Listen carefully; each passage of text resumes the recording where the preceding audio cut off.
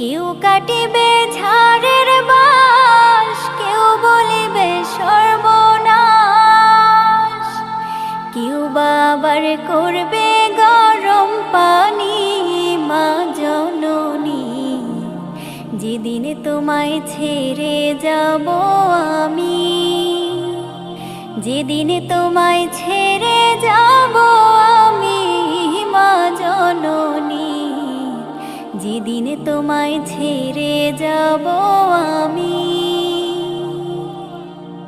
যখন মোর দিবে গোসল, না ফেলিও চোখের জল, আমার জন্য দোয়া কইরো তুমি।